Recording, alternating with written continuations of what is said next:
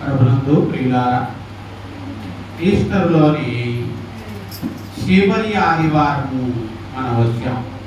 ఈ ఆదివారంతో ఈస్టర్ కాలం అనేది ముగిసిపోతూ ఉంది.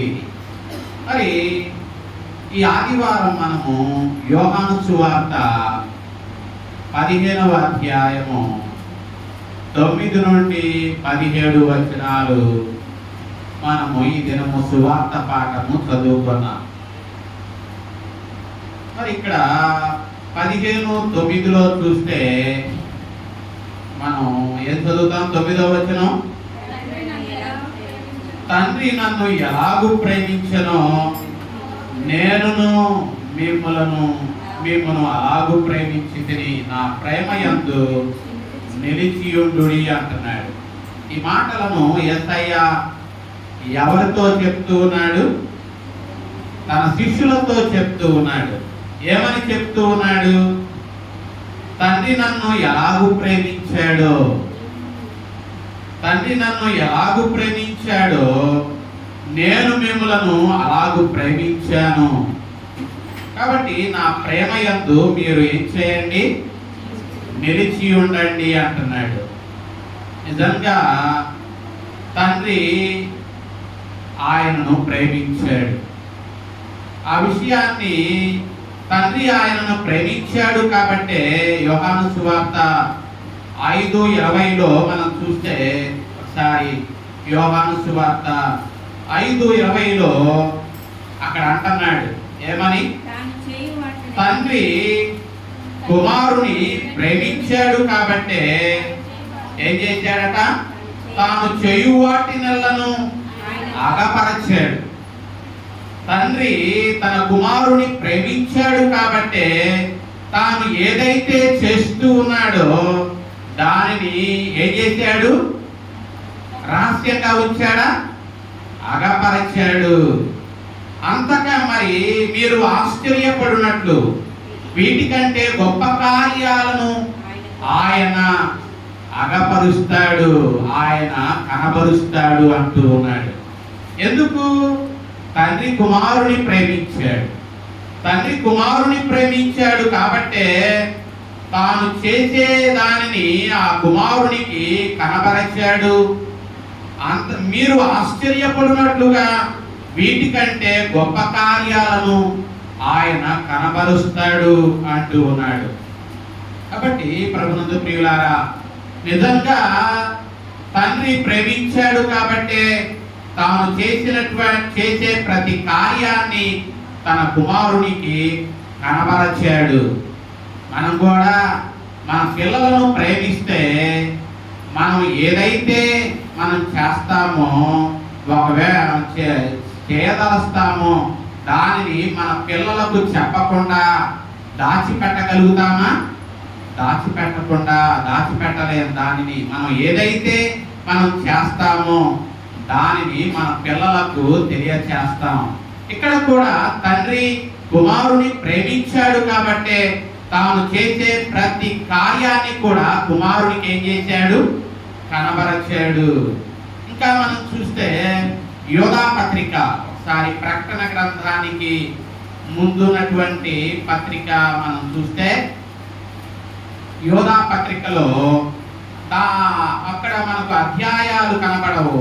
21వ వచనం మనం చూస్తే 21వ వచనం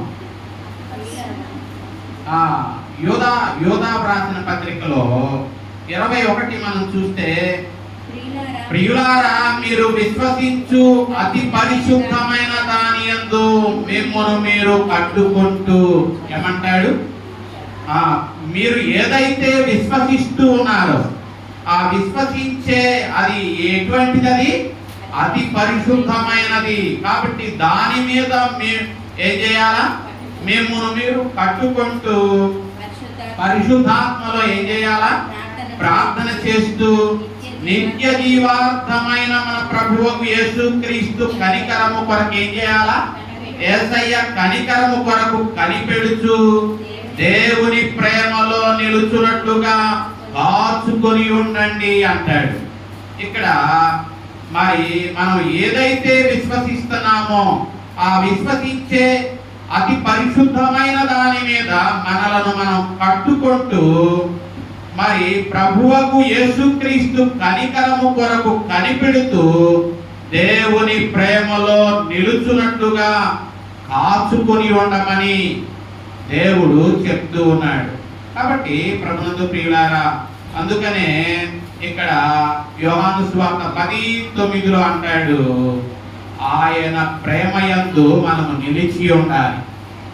ఆ దేవుడు ప్రేమగల వాడు ఆయన.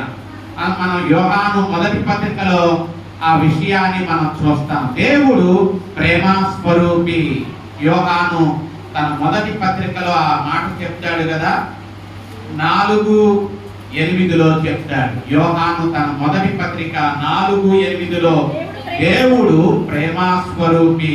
కాబట్టి యోహాను అంటున్నాడు ఏమని, నా ప్రేమ యందు నిలిచి ఉండండి అంటున్నాడు. ఆయన ప్రేమలో నిలిచి ఉండడం అంటే దాని అర్థము ఆయనలో నిలిచి ఉండడం.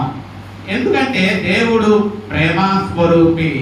ఎవరైతే ప్రేమలో నిలిచి ఉంటారో వారు ఎవరిలో నిలిచి ఉన్నారని అర్థం, దేవునిలో నిలిచి ఉన్నారు అని అర్థం. ఇంకా మనం కొంచెం క్రిందకు వస్తే యోహాను సువార్త 15వ అధ్యాయము 10వ వచనంలో అక్కడ మనం ఏం చదువుతాం? 10వ వచనం, నేను నా తండ్రి ఆజ్ఞలను గైకొని ఆయన ప్రేమయందు నిలిచి ఉన్న ప్రకారము మీరును నా ఆజ్ఞలను గైకొనిన యెడల నా ప్రేమయందు మీరు ఏమవుతారు?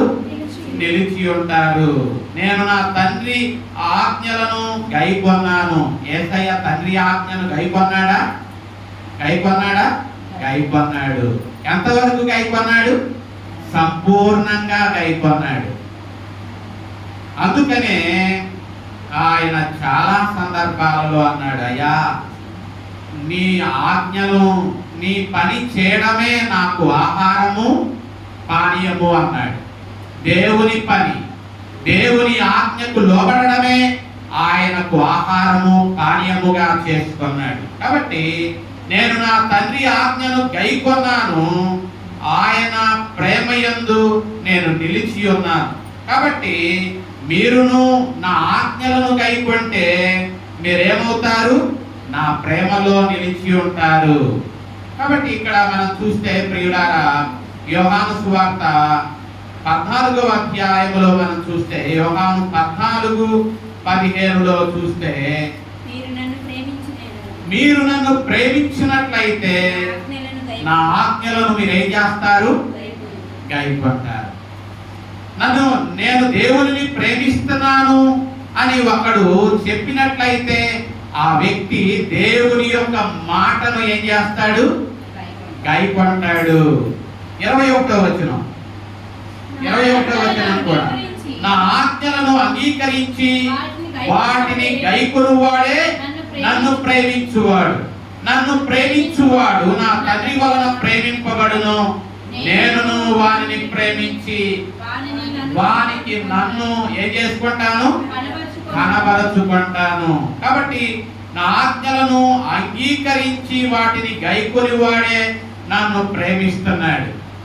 ఒకడు దేవునిని ప్రేమిస్తున్నాడు అంటే ఆయన ఆజ్ఞలను గైకొంటున్నాడు. ఒకవేళ నీవు గైకొనకుండా ఉన్నట్లయితే ఆయనను ప్రేమించినట్లు కాదు. కాబట్టి ప్రభునందు ప్రియులారా, ఆయన ఆజ్ఞలను అంగీకరించి ఆయన ఆజ్ఞలను గైకొనువాడే ఆయనను ప్రేమిస్తున్నాడు. నన్ను ప్రేమించువాడు నా తండ్రి వలన ప్రేమింపబడతాడు. నేనును వారిని ఏం చేస్తాను? ప్రేమిస్తూ నన్ను నేనేం చేస్తాను? కనబరచుకుంటాను. అలాగే 23వ వచనంలో కూడా యేసయ్య అంటున్నాడు, ఒకడు నన్ను ప్రేమించిన యెడల వాడు నా మాట గైకొనును, అప్పుడు నా తండ్రి వానిని ప్రేమించును. మేము వారి యొద్దకు వచ్చి వారి యొద్ద నివాసము చేద్దుము. దేవుడు మనతో ఎప్పుడు ఉంటాడంటే ఆయన ఆజ్ఞలను మనము గైకొన్నప్పుడు. ఆయన ఆజ్ఞలను మనము గైకొంటే ఆయన మనతో ఏం చేస్తానంటున్నాడు? ఉంటాను. ఆయన మత్తయి సువార్త 28 చివరిలో అంటాడు, నేను యుగ సమాప్తి వరకు సదాకాలము మీతో కూడా ఉన్నాను అన్నాడు. ఆయన మరి ఎప్పుడు మనతో ఉంటాడు? ఆయన మాట గైకొనినట్లయితే ఆయన మనతో ఉంటాడు. కాబట్టి ప్రభునందు ప్రియులారా, మనము ఆయన ఆజ్ఞను మరి గైకొంటున్నామండి.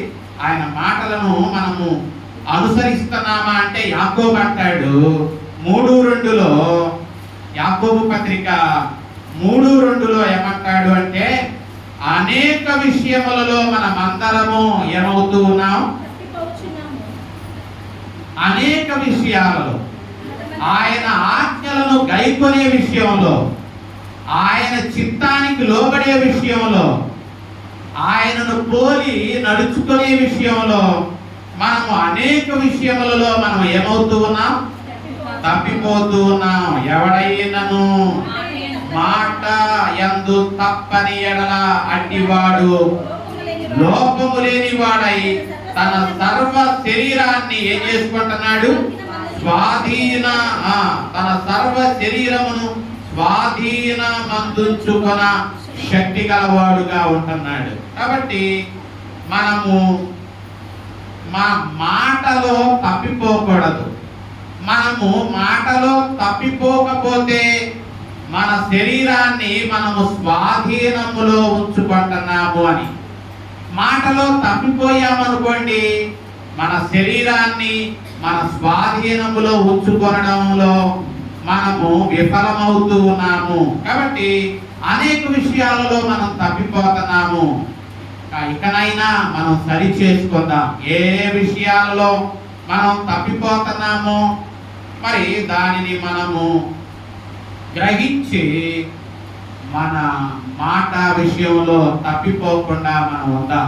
యేసయ్య ఆయన ఆజ్ఞలను గైకొనడంలో, తండ్రి ఆజ్ఞను గైకొనడంలో యేసయ్య ఎలాగూ తప్పిపోలేదో, మనము కూడా ఆయన మాటలను గైకొనే విషయంలో మనం కూడా ఏమవ్వకూడదు?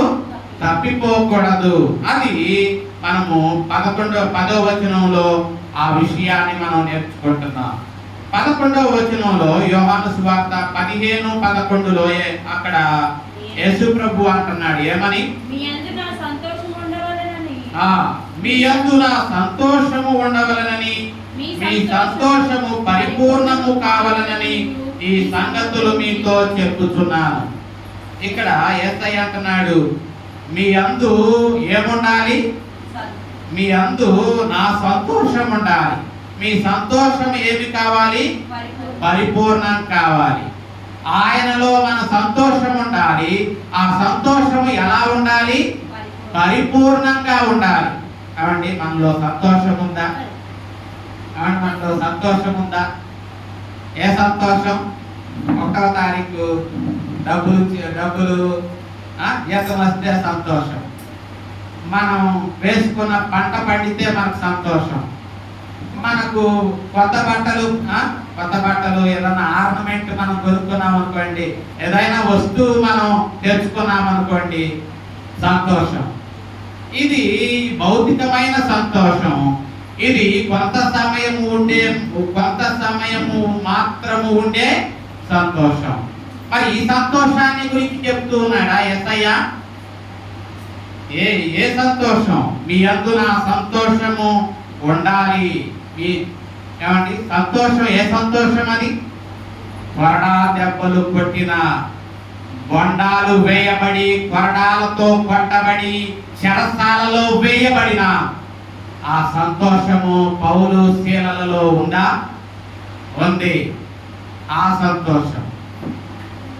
ఆకలి దప్పులు కలిగి ఉన్న పౌలు ఆకలి దప్పులతో ఉన్నాడు. మరి పౌల్లో ఆ సంతోషం ఉందా? ఉంది. కాబట్టి ఫిలిప్పీ పత్రికలో అంటాడు, ఆనందించండి, మరలా చెప్పుదును ఆనందించండి. ఈ ఆనందం ఎక్కడిది? పౌలు ఆ పత్రిక రాసేటప్పుడు అతడు ఎక్కడ ఉండి ఆ పత్రిక రాశాడు? చెరసాలలో ఉండి. మరి చెరసాలలో ఉండి కూడా పౌలు ఆనంద ఆనందిస్తున్నాడు. ఎవరిలో? దేవునిలో. మరి పరిస్థితులు తల్లక్రిందులుగా ఉన్నప్పుడు మనం ప్రభువులో ఆనందించే ఆ ఆనందం మనలో ఉందా? కాబట్టి మనం ఆరోగ్యం సరిలేకపోతే ఆ ఆనందం మనలో ఉంటుందా? ఇంటిలో ఏదైనా నిండుకుంటే ఆనందం ఉంటుందా? కాబట్టి మనం అనుకున్నది జరగకపోతే ఆనందం ఉంటుందా?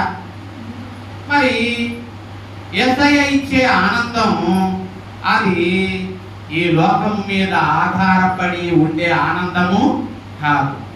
ఆరోగ్యమున్నా లేకున్నా హబక్కూకు అంటాడే, హబక్కూకు ఏమంటాడు?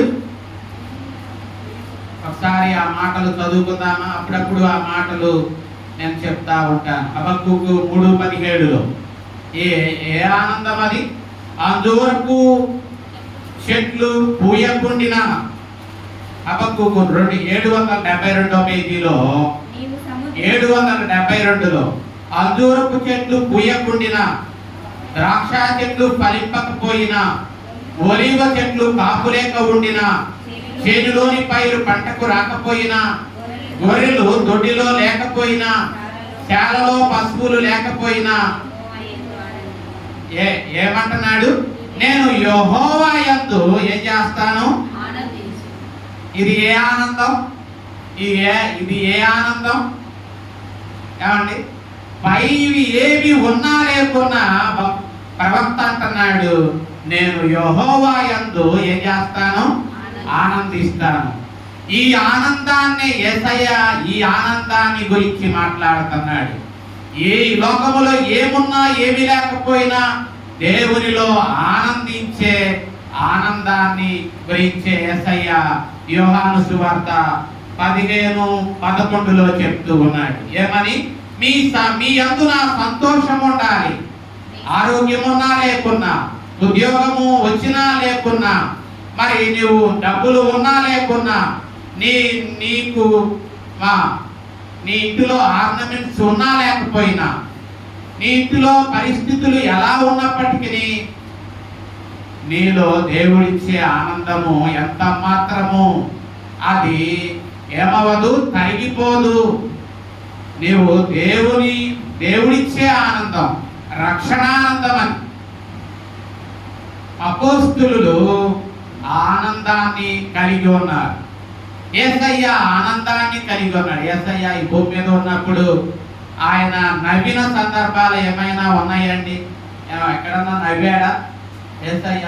సువార్తలలో మీరు 4 సువార్తలలో చూడండి, యేసయ్య ఎక్కడన్నా నవ్వినట్టుగా కనపడిందా?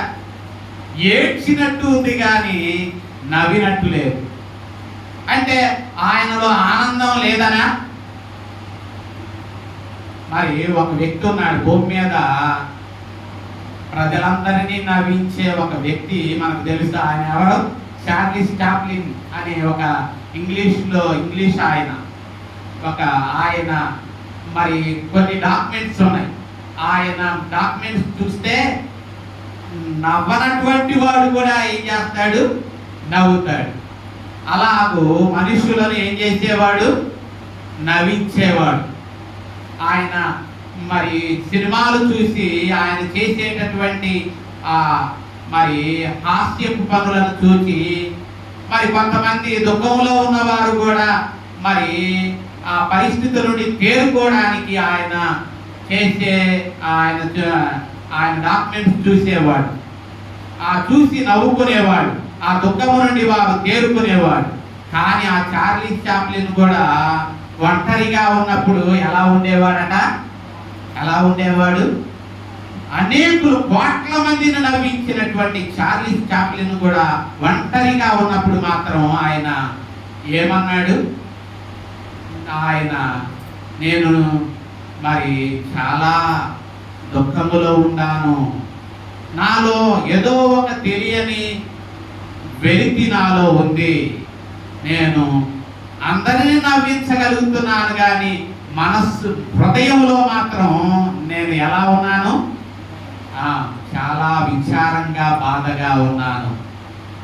మరి ప్రభునందు ప్రియులారా, అతడు అనేకులను నవ్వించాడు కానీ అతనిలో మాత్రం ఏమి లేదు, నిజమైన ఆనందం అనేది లేదు. మరి ఆ ఆనందం ఎవరిస్తారు?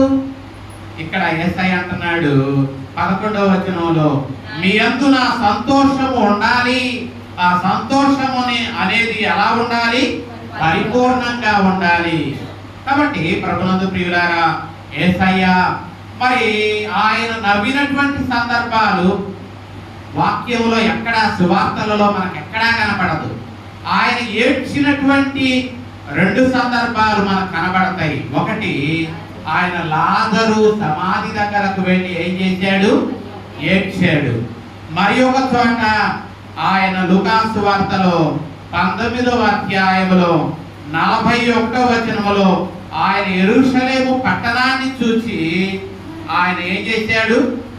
ఆయన పట్టణాన్ని చూచి దాని విషయమై ఏడ్చాడు.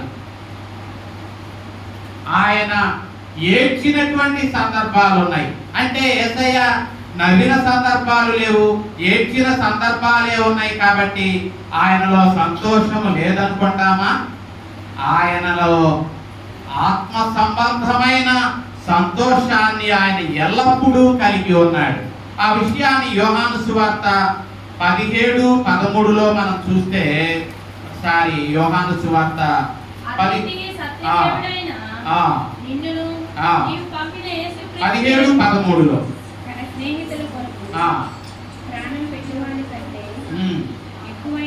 యోహాను సువార్త 17:13 అయినా చదువుతుంది.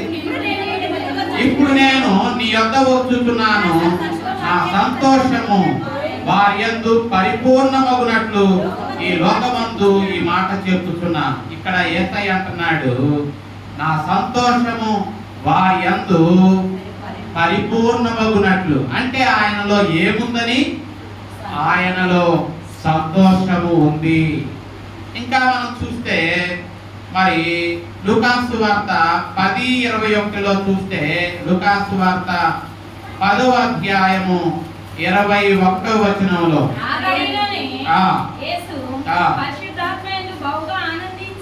చూసారా? అక్కడ మనం 10:21లో యేసయ్య ఏం చేశాడు? పరిశుద్ధాత్మయందు బహుగా ఏం చేశాడు? ఆనందించాడు. అంటే యేసయ్య నవ్విన సందర్భాలు లేవు కాబట్టి, ఆనందించిన సందర్భాలు లేవు కాబట్టి, ఆయన ఏడ్చిన సందర్భాలు ఉన్నాయి కాబట్టి ఆయన ఆనందించలేదు అని అనడానికి వీల్లేదు. ఆయన ఆనందము ఎక్కడ ఉంది? అంతరంగములో ఉంది. చాలా మంది పైకి నవ్వుతానే ఉంటారు, కానీ అంతరంగములో ఎలా ఉంటారు? ఎంతో దుఃఖంతో, ఎంతో విచారంగా, ఎంతో మనోవేదనతో ఉంటారు. పైకి మాత్రం తెచ్చుకున్న నవ్వు. కానీ యేసయ్య సంతోషము, యేసయ్య ఆనందము అటువంటి ఆనందము కాదు. యేసయ్య ఆనందించాడు. అంతరంగములో, ఆయన ఆత్మలో ఆయన ఏం చేశాడు? ఆనందించాడు. కాబట్టి ప్రభునందు ప్రియులారా, మనమందరము కూడా అటువంటి ఆనందాన్ని కలిగి ఉండాలి అని దేవుడు ఇష్టపడుతున్నాడు. ఈ లోకంలో చాలా మంది పైకి సంతోషము కనబరుస్తూ ఉన్నారు, కానీ అంతరంగములో ఏదో విచారము, బాధను వారు కలిగి ఉంటున్నారు.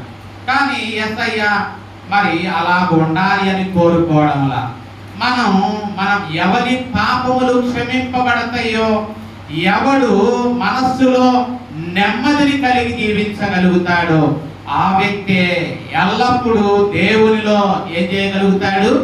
ఆనందించగలుగుతాడు. కాబట్టి పౌలు చెరసాలలో వేయబడిన, బెత్తములతో కొట్టబడిన ఏం చేస్తున్నాడు? మధ్యరాత్రి వేళ పౌలు శీలలు ఏం చేస్తున్నారు? పాటలు పాడుతూ, ప్రార్థన చేస్తూ ప్రభువులో ఏం చేశారు? ఆనందించారు.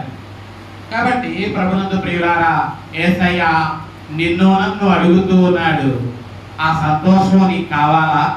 ఆ సంతోషం నీలో పరిపూర్ణం కావాలా? కాబట్టి మీరు ఏం చేయండి? నా మాటలు గైకొనండి. నా మాటలు మీరు గైకొనినట్లయితే మీరు నాలో ఏం చేస్తారు? ఆనందిస్తారు. మీరు నా మాటలు గైకొంటే మీరు నాలో సంతోషిస్తారు. నా మాటలు గైకొనకపోతే మీరు నాలో ఏం చేయలేరు? ఆనందించలేరు అంటూ ఉన్నాడు. కాబట్టి ప్రభునందు ప్రియులారా, మనం ఆయనలో ఆనందించాలి. ఇంకా మనం చూస్తే 12వ వచనం, యోహాను సువార్త 15వ అధ్యాయము 12వ వచనం, నేను మిమ్మల్ని ప్రేమించిన ప్రకారము ఒకరినొకడు ప్రేమించండి అని ఆజ్ఞ ఇస్తున్నాడు. ఆయన ఆజ్ఞ ఏంటి అంటే, ఏమని ఆజ్ఞ ఇస్తున్నాడు? నేను మిమ్మల్ని ప్రేమించిన ప్రకారం. ఆయన మనల్ని ప్రేమించాడా? ప్రేమించాడు. మనం కూడా ఏం చేయమంటున్నాడు? ప్రేమించమంటున్నాడు. ఏమండి, ఈ విషయంలో మనం తప్పిపోయామా, అనుసరిస్తున్నామా? యాకోబు పత్రికలో చెప్పినట్టు మనము అనేక విషయాలలో ఏం చేస్తున్నాం? తప్పిపోతున్నాం. యేసయ్య మనలను ప్రేమించినట్టుగా మనం ఇతరులను ఏం చేయటంలా? ప్రేమించటంలా. కానీ దేవుడు అంటున్నాడు ప్రేమించండి అని ఆజ్ఞనిస్తున్నాడు. ఆ ఆజ్ఞను మనం నెరవేర్చొచ్చా, నెరవేర్చకపోవచ్చా? ఒక ఆజ్ఞను దేవుడు ఇచ్చాడు అంటే ఆ ఆజ్ఞను మనం ఏం చేయాలి? ఏం చేయాలా? నెరవేర్చాలి. నెరవేర్చటం లేదు. ఒకవేళ నెరవేర్చలేకపోతే మనం ఏం చేస్తున్నాం? ఆయన ఆజ్ఞాతిక్రమమే పాపం. కాబట్టి మనం ఆయన మనల్ని ప్రేమిస్తున్నాడు, మనం ఆయన ప్రేమను పొందుకుంటున్నాం. కానీ మనం మాత్రం ఏం చేయటంలా? ప్రేమించలేకపోతున్నాం. కాబట్టి మనం ఆజ్ఞను నెరవేర్చే విషయంలో ఏమవుతూ ఉన్నాం? తప్పిపోతూ ఉన్నాం. తప్పిపోయిన మనలో ఎలాగూ సంతోషం ఉంటది? ఎలాగూ ఆ సంతోషము పరిపూర్ణమవుద్ది? కాబట్టి దేవుడు అంటున్నాడు, నా ఆజ్ఞను మీరు నెరవేర్చండి.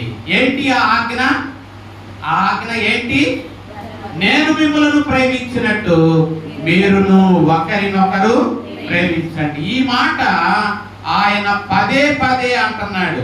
ఇదే మాటను మనము 13:34లో కూడా చూస్తాం.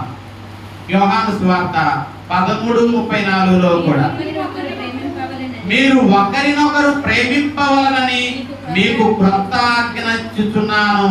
నేను మిమ్మల్ని ప్రేమించినట్టే మీరును ఒకరినొకరు. ఏమండి, 13:34లో చెప్పాడు. మరలా 15:12లో కూడా చెప్తున్నాడు. అంటే ఒక మాట పదే పదే చెప్తూ ఉన్నాడు అంటే దాని అర్థం, పదే పదే చెప్తూ ఉన్నాడు అంటే దాని అర్థం ఆ మాట మనలో, ఆ మాటకు మనం ఏం చేయాలా? లోబడాలి. ఆ మాటను మనం అనుసరించి నడుచుకోవాలి. మనం మన బిడ్డలకు పదే పదే చెప్తూ ఉన్నామంటే దాని అర్థం ఏంటి? వాడు ఆ మాటకు లోబడటం. ఒకసారి చెప్పామనుకో, వాడు చేసాడను మరలా చెప్పంగా. మనం ఒక మాట చెప్పాము, ఆ మాట చేస్తే మరలా చెప్తామా? చెప్పము. మరలా చెప్పాము అంటే దాని అర్థం ఏంటి? మనం చేయటం లేదనేగా. మరి 13:34లో చెప్పాడు, మరలా 15:12లో కూడా అదే ఆజ్ఞను మనకి ఇచ్చాడు అంటే మనం ఆ ఆజ్ఞను నెరవేర్చడంలో మనం ఏమవుతూ ఉన్నాం? తప్పిపోతున్నామనే కదా.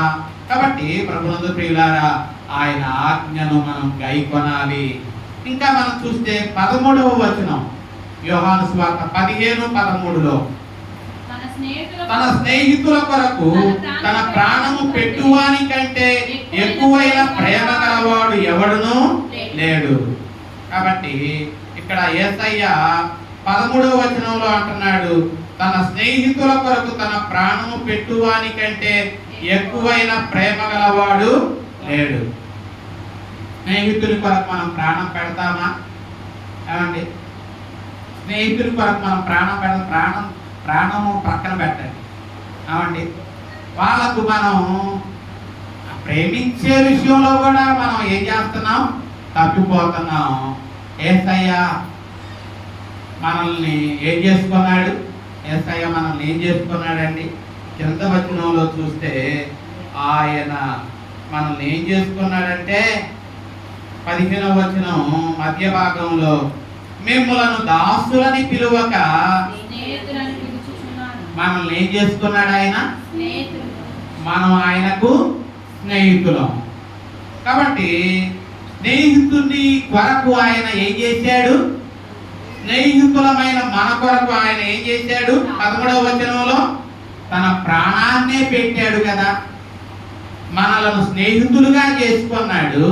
స్నేహితులమైన మన కొరకు ఆయన ఏం చేశాడు? తన ప్రాణాన్నే పెట్టాడు.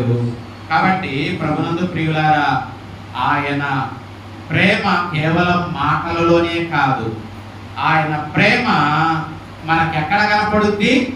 ఆయన ప్రేమ మనకు ఎక్కడ కనపడుద్ది? సిలువలో మనకు కనపడుద్ది.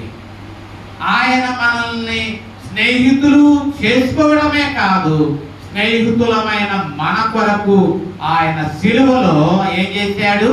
తన ప్రాణాన్ని పెట్టాడు. ప్రాణము పెట్టునంతగా స్నేహితులమైన మన కొరకు, ఆ స్నేహితులమైన మనలను ఆయన ప్రేమించాడు. కాబట్టి ప్రభునందు ప్రియులారా, మరి మనం ఎవరము? మనం స్నేహితులము కాదుగా. మనం స్వాభావికంగా మనం ఆయనకు స్నేహితులం కాదు. రోమాపత్రికలో చూస్తే మనం ఎవరము? మనం శత్రువులం, మనం బలహీనులం, భక్తిహీనులం, మనం అటువంటి వారం. అటువంటి మనలను మనం శత్రువులం, బలహీనులం, భక్తిహీనులం, పాపులము. అటువంటి మనలను ఆయన స్నేహితులుగా చేసుకోవడమే కాదు, స్నేహితుని కొరకు ఆయన ఏం చేశాడు? తన ప్రాణాన్నే పెట్టాడు. బైబిల్లో స్నేహితుడు ఎవరైనా ఉన్నారా? బైబిల్లో మరి స్నేహితుడు అని పిలువబడిన వారు ఎవరైనా ఉన్నారా? బైబిల్లో ఉన్నారా? ఏమండి, ఎప్పుడైనా చదివారా? యాకోబు పత్రిక 2:23లో, యాకోబు 2:23లో ఆయన అబ్రహామును ఏం చేశాడట? కాబట్టి అబ్రహాము దేవుని నమ్మెను, అది అతనికి నీతిగా ఎంచబడెను. అబ్రహాము దేవునికి స్నేహితుడు అని అతనికి పేరు కలిగెను. చూశారా? అబ్రహాముకున్న పేరేంటి? దేవుని స్నేహితుడు. ఎందుకంటే ఎలాగూ స్నేహితుడయ్యాడు? అబ్రహాము దేవుని మాట గైకొన్నాడు, దేవుని మాట గైకొన్నాడు, దేవుని నమ్మాడు. కాబట్టి అబ్రహాము దేవునికి ఏమయ్యాడు? స్నేహితుడయ్యాడు. మనం కూడా దేవునికి స్నేహితులముగా ఉండాలి అంటే అబ్రహాములాగా దేవుని మాట వినాలి, దేవుని మాట గైకొనాలి. అప్పుడు మాత్రమే అబ్రహాములాగా మనం దేవునికి ఏమవుతాం? స్నేహితులం అవుతాం. ఇంకా మనం చూస్తే స్నేహితుడు మరి ఒక స్నేహితుడితో ఏం చేస్తాడు? ఎలా మాట్లాడతాడు? ముఖాముఖిగా మాట్లాడతాడు. బైబిల్ అలాగూ ముఖాముఖిగా మాట్లాడిన వ్యక్తి ఎవరు? నిర్గమాకాండము 33:11లో చూస్తే, ఒకసారి నిర్గమాకాండము 33:11.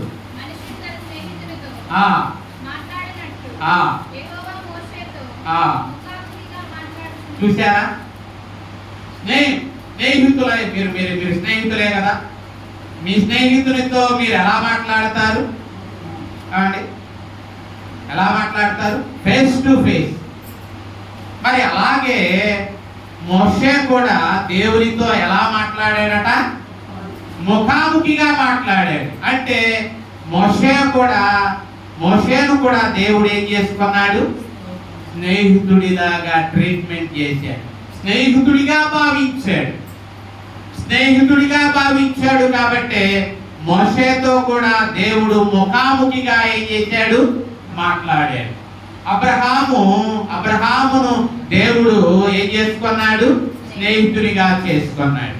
కాబట్టి ప్రభునందు ప్రియులారా, మరి యోహాను సువార్తలో 15వ అధ్యాయములో మరి 13వ వచనంలో తన స్నేహితుని కొరకు ఆయన ఏం చేశాడు?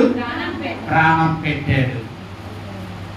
మన కొరకు ఆయన మనలను కూడా, ఒక అబ్రహామునే కాదు, ఒక మోషేనే కాదు, మిమ్మల్ని దాసులు అని పిలవక మిమ్మల్ని స్నేహితులని నేను పిలుచుచున్నాను అని 15వ వచనం చివరిలో అన్నాడు. కాబట్టి మన కొరకు ఆయన ఏం చేశాడు? ప్రాణం పెట్టాడు. అంతగా మనలను ప్రేమించాడు. కాబట్టి ప్రభునందు ప్రియులారా, దేవుని ప్రేమకు సమమైన ప్రేమ ఈ లోకంలో మనకి ఎక్కడా కనపడుద్దా? కనపడదు. దేవుని ప్రేమతో మనము దేనిని పోల్చగలము? దేవుని ప్రేమకు సాటి అయిన ప్రేమ ఏది? దేవుని ప్రేమకు సాటి అయిన ప్రేమను ఏది పోల్చగలం? అంత గొప్ప ప్రేమతో దేవుడు మనలను ఏం చేశాడు? ప్రేమించాడు. అంత గొప్ప త్యాగాన్ని దేవుడు మన కొరకు ఏం చేశాడు? కాబట్టి పాపులమైన మన కొరకు తన కుమారుణ్ణి ఏం చేశాడు? ఆయన త్యాగం చేశాడు. మన పిల్లలను మనం త్యాగం చేయలేము, మరి త్యాగము ఇష్టపడము. కానీ అబ్రహాము తన ఒక్కగానొక్క కుమారుణ్ణి దేవుని కొరకు త్యాగం చేయడానికి, దేవుని కొరకు బలి ఇవ్వడానికి ఏం చేశాడు? ఇష్టపడ్డాడు. కాబట్టి అబ్రహాము దేవునికి ఏమయ్యాడు? స్నేహితుడయ్యాడు. మనం కూడా దేవునికి స్నేహితులుగా ఉండాలి అంటే మనం కూడా ఏం చేయాలా? దేవుని మాటకు లోబడాలి. దేవుని మాటకు లోబడి దేవుడు ఒకవేళ ఏదైనా చేయమంటే దానిని త్యాగం చేయడానికి మనము సిద్ధ మనస్సు కలిగి ఉండాలి. కాబట్టి ప్రభునందు ప్రియులారా, అటువంటి సిద్ధ మనస్సు కలిగి మోషే వలె, అబ్రహాము వలె మనం కూడా దేవుని స్నేహితులుగా ఉండడానికి కృపగల దేవుడు మనకు సహాయము చేయునుగాక. సమస్త జ్ఞానానికి మించిన దేవుని సమాధానం మన హృదయములకును తలంపులకును కావలి ఉండి నడిపించునుగాక.